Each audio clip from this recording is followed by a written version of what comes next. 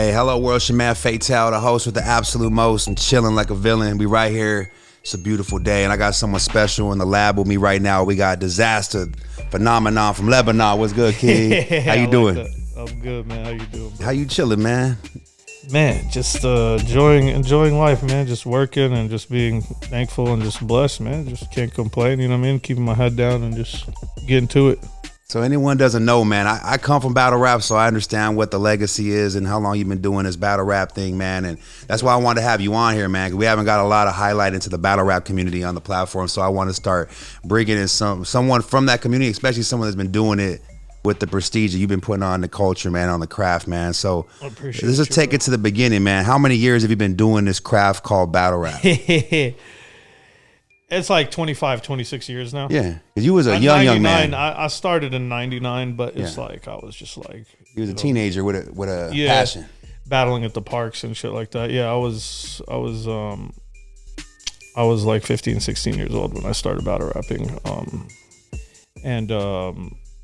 It really wasn't anything at the time. It was just like, a couple record shops here and there, some cafeterias, some park battles, some staircases here and there, after school type of shit. But I was serious about it in my head, and I was like, I'm a battle rapper. It was my first year in America too, because I just came from Lebanon.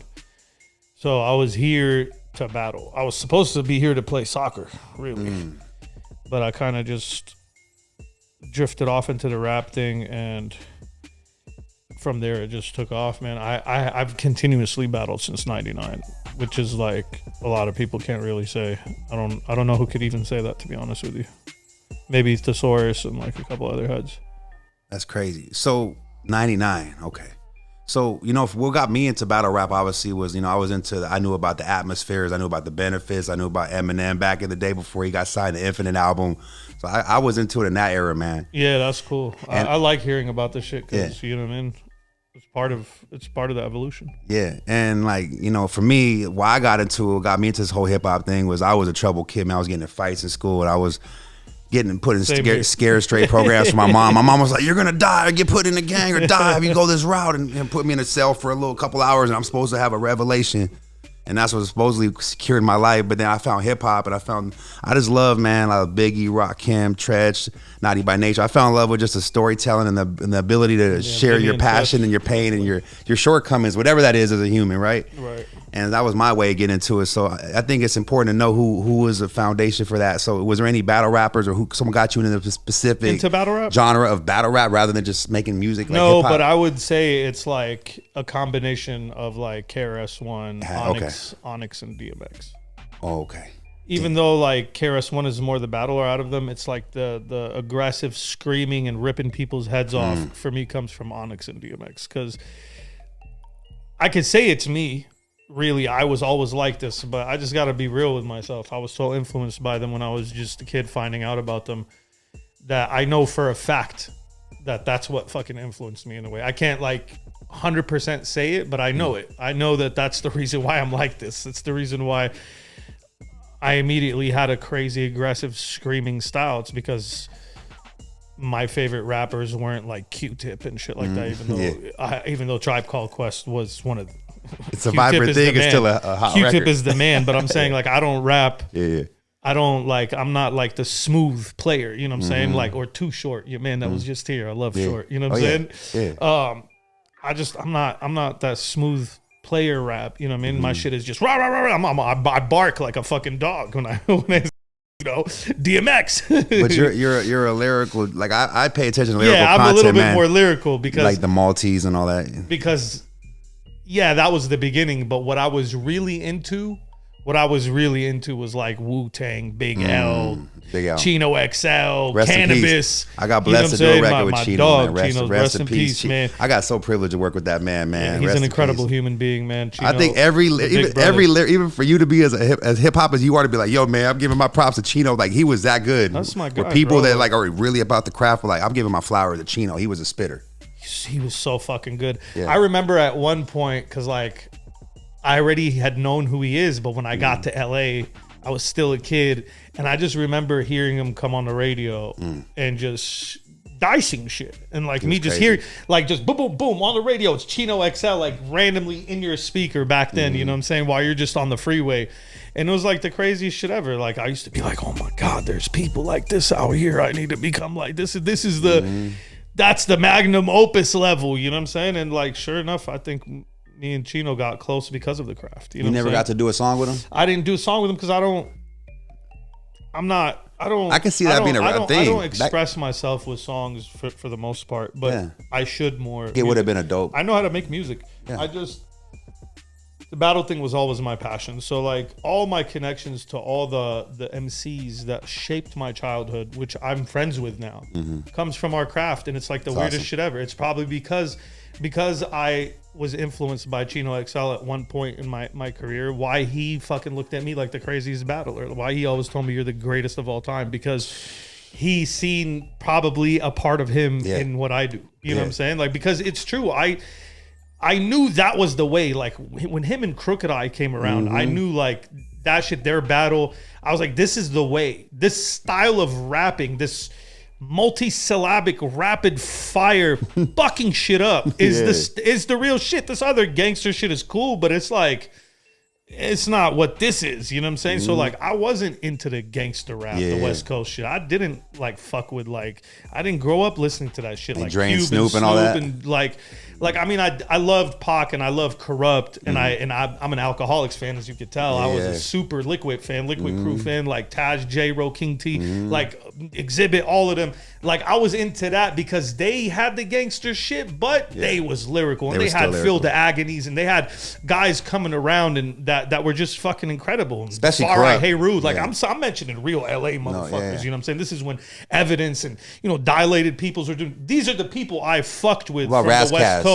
Razzcast is my dog. That's definitely one of my.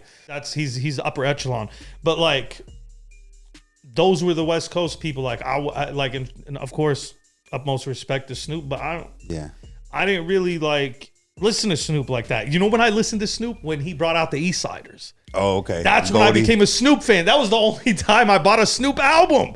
It's like when the East Siders came out, I'm like, that was a good collab. Bro, that shit was the fucking hardest album ever. That's the best album Snoop has ever put out. Jeez. You know what I mean? And like the East Siders, like that was like part of our West Coast thing, and a lot of these MCs that I really respected coming up, and I seen that they knew what's up, and I just was into like the real hip hop shit, you know what I mean?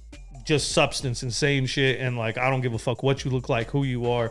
Like if you got skills, you got skills. If you don't, get the fuck up out of here. And this is back when you being a gangster and pulling out your strap and clapping the Mac did not work, and people did not fuck with that. Yeah, people don't give us a fuck about that. That ain't no fucking skill. You know what I'm saying? Now that's the basis of this shit. Yeah, you know what I mean? Because they watered down hip hop and battle rap and freestyling into the art of what the industry has became, which is sell drugs, shoot motherfuckers, and that's it. Who could do it better and who could prove to the crowd that he really does it in the street is the more convincing person. Don't get me wrong, I always fucked with that, and I still do, and I came up doing that, and I came up doing battles in the street, gangster shit, not backpacking shit. I did everything. I just think there's a time and place for everything, and I feel like there's varieties, and I don't want it to be all our shit either. I don't want it to be all multi-syllables and fucking lyrical shit either. It's a mix of everything, but we lost that healthy mix. You know what I'm saying? That's what made it so beautiful. We had the street shit. We wanted to listen to gangsters go crazy. We went and listened to the gangsters. We wanted to listen to these guys. Now it's like everybody's a gangster. Who the fuck are we listening to? How does that feel when you battle other people? You know they're not gangster, but they're coming at you gangster. You're like, it's like the most like when like a cornball is in front of me telling me he's gonna beat me up, or somebody that's like literally quarter my size saying the left will hit you from here, and when the right hits you, I got a right that will, and you're looking at this little pipsqueak telling you he has a right that will fold you, and it's like, shut the fuck up. You know what I'm saying? Like I love that. That's the basis of battling. But it's like, you gotta get around that. Like them type of motherfuckers need to outsmart that. They need to get around it. That's, when Illmac came out, like I remember when we were younger, the Scribble Jam days, Illmaculate was like one of the fucking guys that was just tearing shit apart. He was a tiny little dude, bro. And he was the youngest out of everybody, and he's small. He's already small. He was even smaller back then. every battle he goes in, people are going to fucking do that to him. You know what I'm saying? Instead of him being like, I'll beat you up and all that shit, he started like fucking like self-deprecating, telling the dude like he battled Swan. He told him he could fit inside his stomach standing up. You know what I'm saying? And like the visual of that was just enough. People don't do that no more. You're going to get a dude the size of Ilmac telling you I'm too small, but I'll put a bullet in your head and then the crowd's going to react. Mm-hmm. There's no more creativity, bro. There's no more unique style. That's what I liked about Eminem. That got me into. That's what Eminem did for battle rap for me. That got me into. I liked what he did with 8 Mile. I think I seen 8 Mile as a kid, man. That came out in the theater, and I was like, oh damn, like 8 Mile changed battle rap forever, and it commercialized it, right? Commercialized battle rap, made it actually a popular thing. And to be honest with you, for me, I was already battling for a couple of years before when 8 Mile came out. Okay, so it was probably like my 3rd or 4th year battling. I was still fresh doing it. You know what I'm saying? I had started seeing like, I was like, man, I was like flipping shit. Like, I'm just going to hustle. You know what I'm saying? Like, this battle shit is not really, there's no money in this. You know what I mean? I'm like, I'm going to make this more of like a part-time thing. I'm not doing this fucking 24/7 anymore. You know what I'm saying? Then 8 Mile came out, and I'm like, oh no, you can't do this. This is the biggest thing in the world. It's a global thing. This white boy from Detroit did it. I can too. Because bro, it was confirmation for me. Yeah. Eminem's shit was like confirmation. I feel like that's why he impacted me so much when he came out, because it was like more than just seeing this brand new fucking crazy style, but it was like the confirmation that he existed. Like, because like when I first started thinking of battle rap in like the late 90s, and I was like, I'm gonna be a battle rapper. I was just like, this is gonna be the most popular thing in the world one day. This is gonna be like, the whole world's gonna watch us. We're gonna be on the front screens. We're gonna be just like these rappers. We don't have to do what they do. We could just battle each other and become successful and have lives and families. And I used to think of this, bro. And it slowly fucking did it. And like the 8 Mile thing, once it came, it was just like, boom, here's your confirmation. Yeah, here's your confirmation that no, it is not going nowhere. It's actually going somewhere. Eminem, the greatest fucking artist of all time, is making a movie about your life. Because that's how I seen it when I watched it. I was like, that was you on screen, yeah. I was like, this is my life. That's how I felt about it. Especially because me being non-black in an environment all black, because I didn't go to areas where it was only white kids and then stayed there and rapped there for the rest of my life, like a lot of these white. You went where the culture was at, where the talent was at. I was in this shit, bro. Like I was really, really doing it. So like I don't know, like for me. 8 Mile was pivotal. For me, like, just seeing some of the scenes of him just being, like, fucking bullied on and fucking told that I can relate to a lot of it, you know what I'm saying? Not to, like, victimize myself or anything like that. I'm just highlighting, you know what I'm saying? I could just relate to a lot of the shit, like, them trying to use the gangbanging card on him and him not giving a fuck. That's the same shit that happened to me with a bunch of Bloods in LA when I first came up. You know what I'm saying? Like, I had to face the entire squad, and they was talking about mopping me the fuck up, and I had no homies with me, and I just yelled at all of them. just went crazy. He just turned. I made them all my friends. It was a fatal disaster that day. That's why shit changed. Because back then, like, there's some weird shit now. It's like all opinionated shit. You can't even like convince the crowd anymore. Like, if they make their mind up before you come to a battle now, like that's it. And that's why you can say the dopest shit ever. It doesn't matter. People been asking me why I don't battle in New York no more. They always try to make it look like the math shit and all that shit. But it's like mainly because I know I don't have a chance. So, like, if I battle in New York, I better be getting paid a crazy amount of money to throw a battle like that, because I'm throwing that battle. I know I'm not winning it, because even if I do win it, you're not going to let me win it. So who gives a fuck? You know what I'm saying? And it's just like the same. Like, I don't know. You've had some crazy battles, man, on the Cass. And honestly, I was a huge Cass fan growing up, man. I was the problem, man. So when you battle him, I was like, man, this guy is really going toe to toe with someone that. Yeah, Cassidy's another fucking. I grew up loving Cass, man. Jadakiss, I put him on that. Fat Cat, Fabulous, like some of them rappers. I was like, damn, these guys are just insane with the pen, man. Like you said, the metaphors, and that's when I feel like lyrics mattered a little bit more back then. Even with mainstream records, you'd have records that would hit radio and get like publicized, and they would still have content to them. Where's that at? Where's that at? I just seen Jadakiss in New York, and I was thinking to myself, we need some Jadakiss music. We need some of this mainstream music. Fat Joe's losing all his weight, and the industry lost all the substance too, bro. Yeah, I don't know where it went. See, like I never looked at Fat Joe as like, and this a perfectly explain what type of rapper I am. Fat Joe? Yeah. You don't like Fat Joe? Lyrical? I loved Big Pun, and I don't like Fat Joe. Like, and it's not that I don't like him. I know he's good. You don't put him in that category of greatness. Yeah, I know he's good. Joe is nice, but I'm just saying he got his own style, and he has his songs, and he knows how to make records, and he knows how to carry himself. But I'm talking about like pure hip hop. Like, I'm Big Pun. That's my shit. I'm in the pun. Rest in peace to one of the fucking greats. You know what I'm saying? Like, I will always say that because this generation ain't about to fucking let people know. You know what I'm saying? They're not about to let people know, man. Like that was real rapping and shit. Yeah. Cool G rap. Like when you start thinking these are the type of people that I'm like, okay, this is. If you're not one of these guys, your opinion on my craft really means so much. Like, you know what I'm saying? It's like, okay, cool. That's how you feel.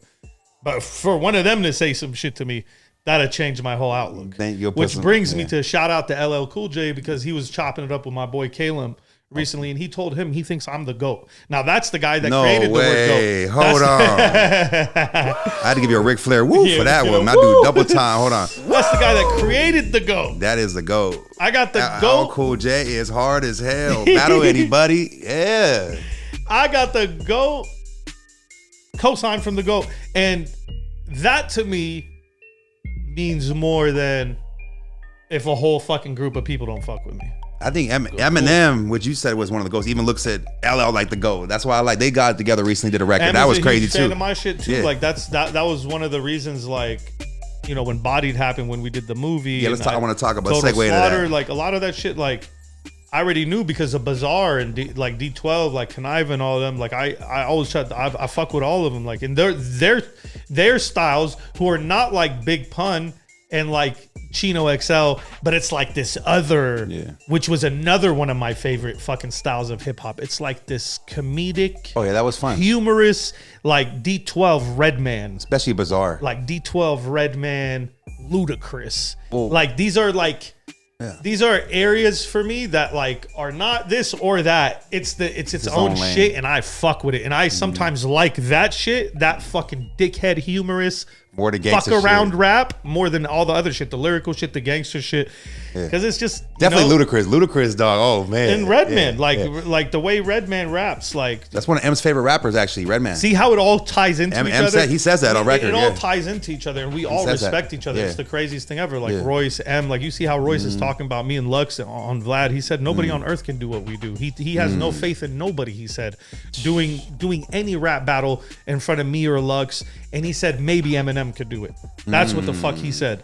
In the Vlad thing. You think M would ever do that? Or is M's career past the daddles? I don't know. I think if he would have did it, he would have already, but you never know. I wouldn't put past somebody like him because Eminem's a unicorn. Like I've struggled to understand him my whole life. There have been points where I go through different periods where I'm like, man, fuck this dude. Like he don't give a fuck about battle rap. Like he's, you know what I'm saying? But then he'll like show that he actually cares. You know what I'm saying? And then I'll be like, all right, he's in tune. You know what I mean? Never mind. You know what I mean? But then I don't know. I seen him say once, I don't care who you are, how big or small you are. If you mention my name, I'm coming for you. I really respected him for that, but I don't believe it's true. Because, you know what I'm saying? Like, I don't believe if I called him out, he would accept a battle with me. Think so? You know what I mean? No, MGK called him out. I believe I might be, even though Disaster versus Eminem is the most battle that makes sense ever. Insane. Yeah, it's the biggest battle you could ever have. Yeah. I just don't think that. How would you battle Eminem? Would you rap like Stan? You'd have to get crazy. Huh? Yeah. I would do something definitely. I would definitely catch everyone off guard. Yeah. But I think if Eminem got pushed into the right position, he might. If the money is right, I don't know. Maybe I don't think he cares about money anymore. He's seen it all. Maybe it has to be him really wanting to do it, like for the culture. I feel like if Eminem like wrote some bars about me and sat down and just looked at them, it would convince him to do it. Yeah, like I'm doing this. Do you know when you want to battle? You want to really battle somebody when you know you have amazing shit for them. Thanks. Like you're just like, I really want this battle because I thought of the most amazing shit. And I really want to say it to this guy. When you don't have shit like that, you're okay with passing up on the battle because you still haven't created the craziness that you're hanging on to. But like I think that would get Eminem to do a battle. What would get Eminem to do a battle is if he did a placebo battle at home. Oh. And just imagined like he was going to face one of us, like me or whoever, and was just like, boom, boom, boom, boom, and then like really looked at his shit like, oh, stepped away from it. And this bar is crazy. I need to say it, and the urge to him wanting to, how proud he is of his content would probably push him in an easier direction to say yes. It would probably be easier than for it to happen. And that could be a big battle. It would be the biggest battle that's ever happened in the world. And it's the most asked about battle since 2008. Damn. Like, if you go on the internet and you find the most requested battle that has ever happened, you and him, it has always been me and him. There is nothing more on the internet. There's literally almost a 20-year record of people asking for this battle online, bro. There's like an 18-year fucking trail online of people. There's no other artist and battler that has that. That's crazy. Like who? Like Jay-Z and Lux? Like I can't even think that probably came up a couple of times. You know what I'm saying? But it's like Jay want to do it for sure. People have wanted to see me versus Eminem for as long as I've been fucking battling. That's crazy. It's crazy. And it only took me like from when like battle rap went super like league and mainstream in 2008, it took me 3 years to get recognition from him, because for me the first recognition I got from him was when the cannabis shit happened. I was just going to bring up that cannabis because battle. he had like to be mentioned it in a song, and then obviously he watched it. I knew he watched it. What did M say in the song? He mentions me in Rap God, and in Rap God, you got to do your due diligence. Bro, I've listened to Rap God 100 times. What did he say about you in Rap God? He basically says, what bar was that? He goes, it was like, and then he's just like, he's like, here, grab a maxi pad. He's like, I remember that line. He's like, grab a maxi pad. Disastrously bad for the whack. That's what he said. And it sounds like a weird way to word things. And maybe that's why it went over my head. Because it's a very weird way to word it. Like, here's a maxi pad. Yeah. But he's basically saying, like, you pulled out a notepad. Here's your maxi pad. You pussy. Your in pussy the ass. Middle of a rap battle, pulling your lyrics out. He's calling him a pussy and saying he pulled out a notepad. Oh, I get it now. And then he's saying it's disastrously bad. These are words you wouldn't use to describe things. It's disastrously Eminem's always bad. done that, though. You wouldn't say that in a regular conversation. That shit was disastrously bad. Yeah. You know what I mean? You're saying that because you want to say the word disaster for a reason. And it's the Rap God song was, from my understanding, him recapping his beefs and taking shots at everybody he's ever fucking dissed. Yeah. So the Rap God song, supposedly, I'm not sure of this, but I'm pretty damn sure, this is like 11 fucking rappers in it. Even Ray J got dissed in that song. Everybody's getting dissed. Everybody's getting hit up. He's revisiting. So like, what's most probable is that he's revisiting the cannabis beef, and he's taking a shot at him real quick. Did that affect Cannabis' career after that battle, losing with you, man? You feel like that affected his core following? I definitely think it affected him, but I don't know if his career. Okay. I don't think, because like Cannabis wasn't like mainstream. Fucking on top of the charts, mainstreaming it. I didn't battle him during second round knockout, which would have been fucking a career changer. But the problem is during second round knockout, I was that kid in fucking 98, 99. Actually, it was before that. It was like 97 or 98.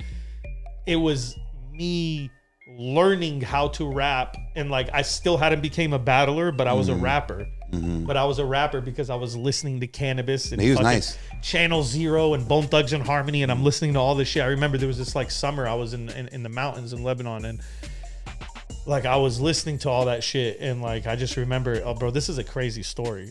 This is a fucking crazy story, and I've told it before, but not recently and not in detail. Basically, I had a friend that introduced me to Cannabis when I was a kid. Oh. So I was rapping already, but I completely sucked. And I rapped about shit like I was like, Disaster Nation, the aggravation of the masturbation, procrastination. Like that was I was not able to put together nothing in the middle. No meat and potatoes. I was just able rhyming to the words. Yeah. And like I you know, I'm in Lebanon. I'm in a fucking war fucking torn country. They were feeling recovering, that. You know what I'm saying? Like everybody's over there. Like people love Tupac. They love like just crazy revolutionary shit. So like I come and I start with my procrastination masturbation lines, and like I remember my friend being like, let me show you what fucking real rap is. He's like, can I buzz? And he puts on Cannabis and he goes, you will never in your life reach this level. He's like, I'm telling you right now. He's like, you're just a fucking kid from Lebanon. You know what I'm saying? Like, he's like, you're out your fucking mind. These American black guys are 1,000 times better than you ever be.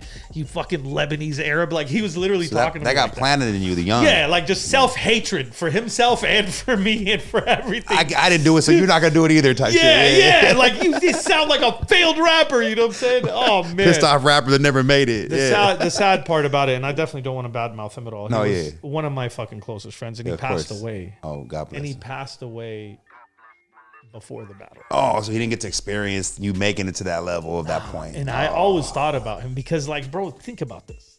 We were just fucking kids in Lebanon, and this fucking kid comes and introduces me to cannabis and goes, you will never in your life be like this guy. You could never fuck with him. You can't beat him in anything.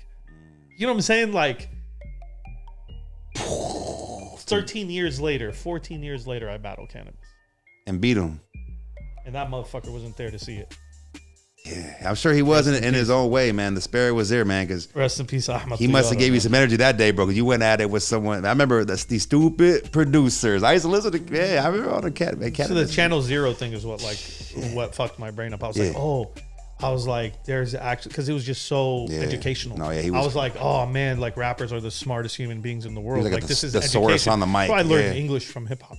That really was it? I knew English, but I'm saying my accent and the way I talk and to be able to coherently put together a plausible fucking sentence. Hip-hop. Like I basically spoke like a fucking lunatic, bro. I spoke like a cab driver when I was young. When I started listening to hip hop, I was like, what do you want to do? Hey, you know, very, very nice music, you know?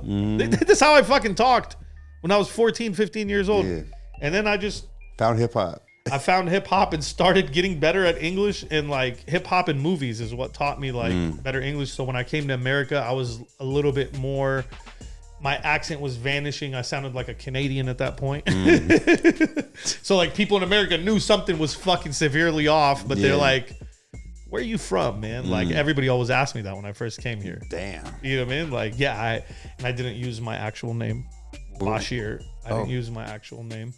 Because every time I used my name, it would just cause a plethora of issues. And this was back when, like, saying racist ass shit to Arabs was very accepted because this was around Osama bin Laden time. So this is right before 9/11, but it's when Osama bin Laden was already in the news and World Trade Center had already been bombed before. And they were fucking beefing with him and all the shit. And then 9/11 happened. My shit became just, I couldn't even win a battle for like 6 months or a year. Automatic loss? Automatic. Just being who you are, you lost. I could not win a battle after the Osama bin Laden thing happened, bro. That's every crazy. battle I went into, the whole crowd turned on me with one bar, and it was always just like, just found Osama bin Laden, just bombed the building. And I still get the 9/11 lines every Their own twists on them. Every fucking battle for fucking 25 years. No, less. 22 or 23 years. 24, fuck. For the past 24 years. We're getting old, dog. We've been doing it. For the past 24 years, every battle I have stepped in has hit me with a terrorist, 9/11, camel, Arab. So that's where all my racial shit comes from. Yeah. I used to hate this shit. I didn't know anything about it. I had no idea what race was. I came over here. I was religious, secular shit. You know what I'm saying? So like my thing here in America, the thing was race. Where I was from, it was religion because everyone was the same race.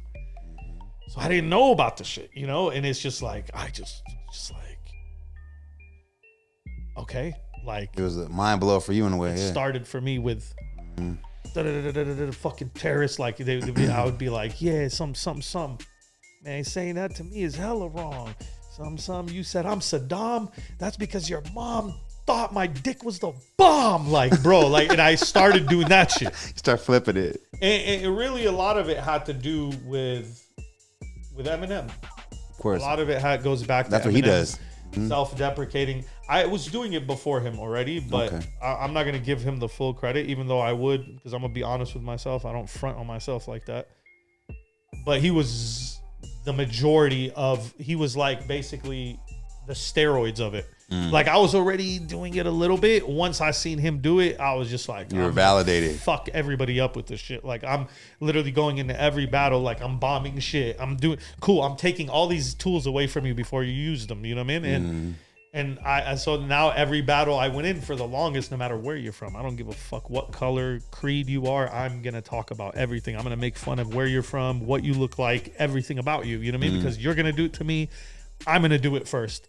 And that's just fair for doing it that way. And that's how it all started. I started coming with Asian bars, Spanish bars, black bars, Jewish bars. I don't give a fuck who it is. You know what I'm saying? Like, and then I battled a Middle Eastern guy and I did the same shit to him just to show people I don't give a fuck. You know what I mean? I hate everybody equally. You know what I'm saying? like I think they understood it when I battled the Middle Eastern, because up until then people were like, oh, this fool just dices everybody. He won't do it to his own people. And then I battled the Middle Eastern dude and I had a 9/11 joke. So, but really? My shit was amazing. Okay. It's not like, oh, fool, 9/11. Yeah. My shit was like, I told the dude, I was like, why are you trying to step inside of my rhyming session? Brother, where were you? I was like, fuck, why can't I remember this shit? Now I'm forgetting. It was like, where were you when we were taking flying lessons prior to 9/11? So it started with that. It was like, I passed my pilot test with high percentage while you and your Al-Qaeda friends try to disguise yourselves as flight attendants. Oh, you know what I mean? Like, no. It's like real rapping. Like real multi-syllabic crazy ass shit. You know what I'm saying? And like, of course it's not a funny thing. People lost their lives that day. But what battle rap is like comedy, and it's just like giving relief. It doesn't mean that we think that was a funny situation, because if you turn the situation serious, of course we care. You bring any one of their parents in front of us that were affected, we gonna love them, take care of them, hug them, show them love. You know what I'm saying? So it's just the way battle rap goes. You know what I mean? When does battle rap go too far? I think battle rap goes too far when you bring up someone's dead family member and when you bring up someone's child. But people do that. I've seen people do that. And I fucking think it's disgusting, and I've done it before. Yeah. But I was young. I was a kid, and I apologized. You regret doing that? Yeah, I apologized to him, too. I made sure I let him know. I was like, yo, I was wrong for all that shit. It's not personal. Yeah. The thing is with d.n.a is he pushed me. And d.n.a pushed me. We were young. We wanted to build a name. Drake came and got involved, hosted our battle. He was the #1 artist in the world while he did it. Everything was on the line. It was just like no holds bar. I was so angry because how many times he postponed the battle and how much money I missed out on because he did that. Because I remember I was expecting certain money. It didn't come. It fucked up everything. I was just mad at him.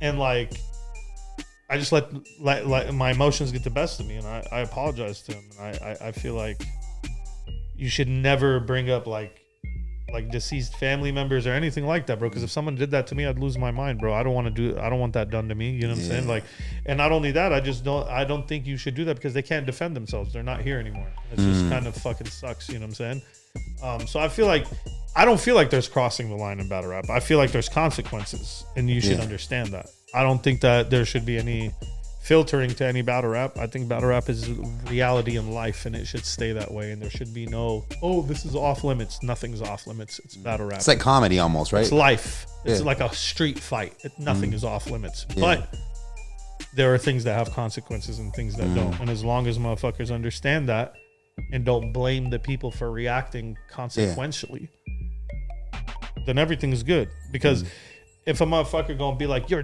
dead, mother, and then the dude punches him dead in the fucking face. You had the dead coming. Not only that, we can't sit here and fucking, ostracize the person that fucking punched him. We got to understand in that scenario. He's a human. Yeah, that's a human being, and that like you pushed him, you got to understand that, and that's the consequence, and move on. There's no real repercussions. And in real life, people might die over it. Yeah. Someone might shoot you. That's what I'm trying to tell you. The consequences or whatever it is. I know me, if I lost a family member and somebody brought it up and it was fresh, let me just not say it on air. You'd punch someone in the face of a dead battle. Yeah. What the fuck are you talking about, bro? Yeah. Not even close to punch. Yeah. Not even a million years. Yeah. It would be the end. Well, everyone has a pushing point. I would absolutely go. I would. They would take me out my position. I would be played out my position in that moment. They would have successfully played. It would be a fatal disaster. Yeah.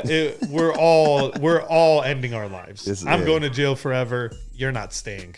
This is the end of the battle. Battle over. Yeah. Well, to end this on a high note, man, on a positive vibe. Not that we haven't been sharing the culture and the vibe behind everything goes into what you do.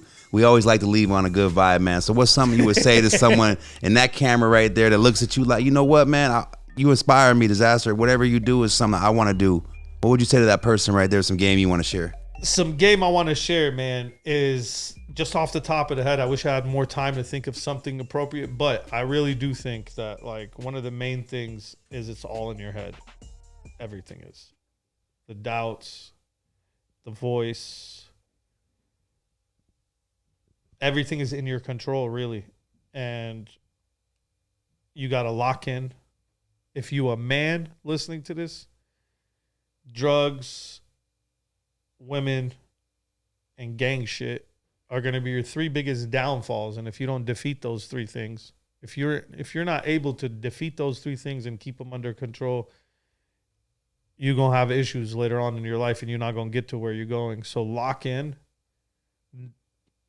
Everything is in your control. Everybody creates their own lane and they do it at their own pace. Nobody's running out of time. You're never too late. You're never too old. Everything is timing. And all the hate and the voices and the things that you're going to get along the way, pray for more of it because it actually pushes you. Without it, it's going to be hard for you to get to where you're at. So absorb all the fucking negative shit, but try not to let it affect you, but know it's there and know that it's an essential part of what you're doing, that you're going to have pushback.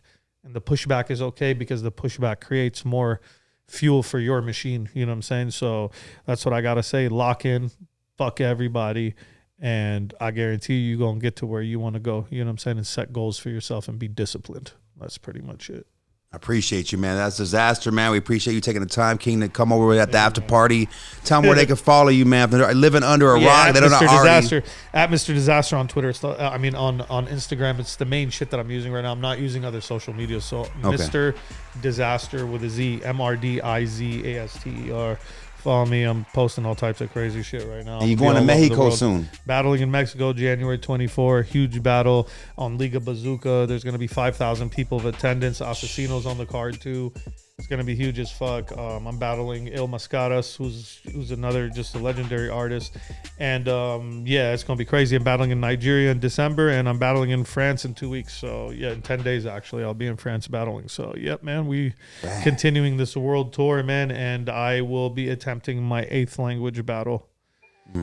What's next? The only thing you have to do is battle on Mars, bro. We need an alien battle on Mars, bro. So what else can you do, we've bro? always made a joke about that. If aliens come, I want to battle them. Yeah, what else can we do? I want to at least get a shot at them before they kill us. Yeah. Like, just let me, can we, like, you're going to kill us anyways.